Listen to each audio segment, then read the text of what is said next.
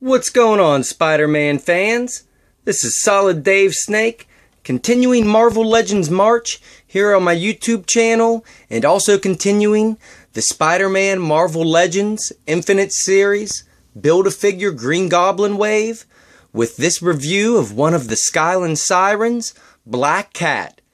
And this Black Cat figure is probably my most favorite female figure in Marvel Legends ever.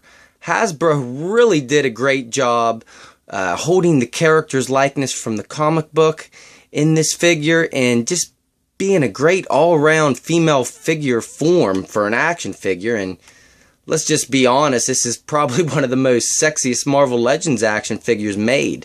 They really caught Felicia as how she is in the comic books, because that's how she's drawn in the comic books.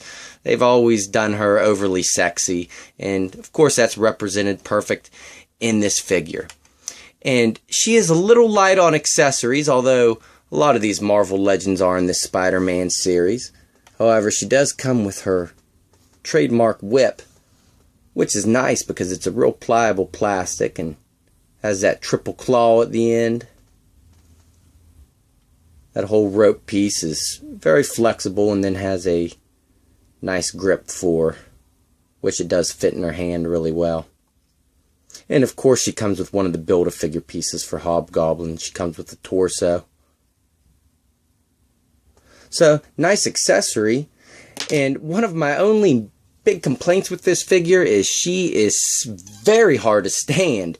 And I have to use the same NECA dog alien stand I've been using for a lot of the figures in this series for these reviews, but just to get her to stand. Of course, I was trying to put her in a little more of a dynamic pose, so it was a little tougher. But let's take a look at her from head to toe, because she is outstanding. And starting off with her head sculpt, they did a great job.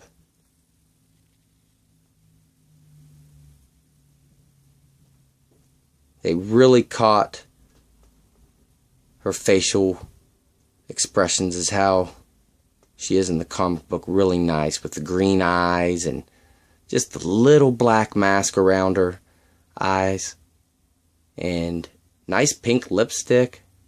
Just a really good face sculpt overall, nice skin tone, and her hair is really incredible. That's one of the things that really blew me away on this figure. Let me turn her around. It is a base white, but it has this blue highlight to it, which gives it a really nice look. I really think they did a great job with that, and thought it was a nice touch throwing in these blue highlights. And they're not just on her hair, they're also on her collar and around her gloves too, the end of her gloves, and boots.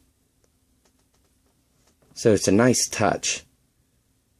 And there are a lot of nice little details all throughout her, like her little cat collar there and the zipper here on her upper chest.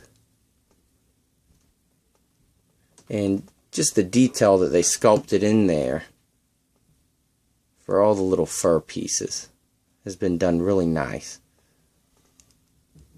And her hands are real nice, making it look like she has claws. I always felt Black Cat was kind of a straight rip-off of Catwoman from DC. I think Marvel even kind of admitted to it. So many similarities.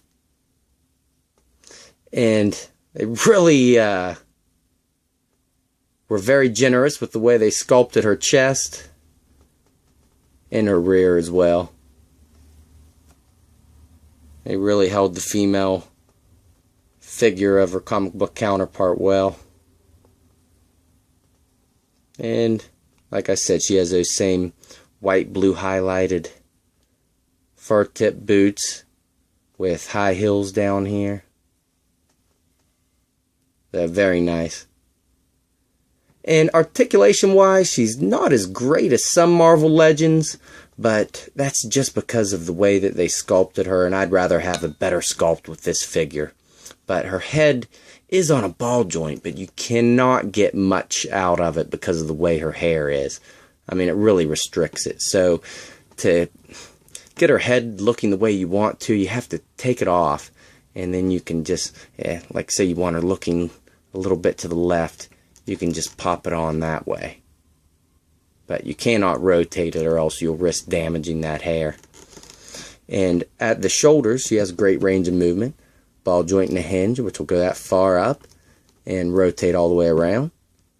Single hinged elbows, which will only go about that far up and will go that far back. And she has some weird articulation at the hands. She can rotate all the way around, but if you notice, the hinge is sideways, so you can only move her hand up and down this way, which I found kind of weird, but it's unique compared to other Marvel Legends. And one thing that she really needed, she has, is this diaphragm joint, which will go that far back and that far forward. And it was much needed because they did not give her a waist swivel, a waist cut right here to help her hold that female form, which I'm happy they did that.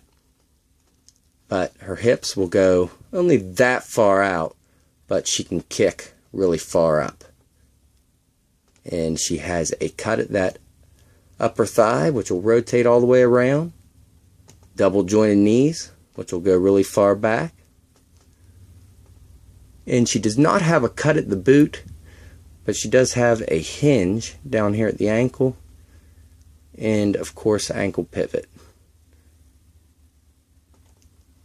So all in all, not the best articulated Marvel Legend, but for resembling the comic book character, this action figure is great and is almost a must pick up if you're a Spider-Man fan. She's been a big character in the Spider-Man universe for a while, and one of my personal favorites because I love comics from the 90s and love that Maximum Carnage storyline, and of course she was a big part of that. So, alright guys, thanks for watching, and stay tuned because I will have Spider-Girl up next. So I'll catch you then.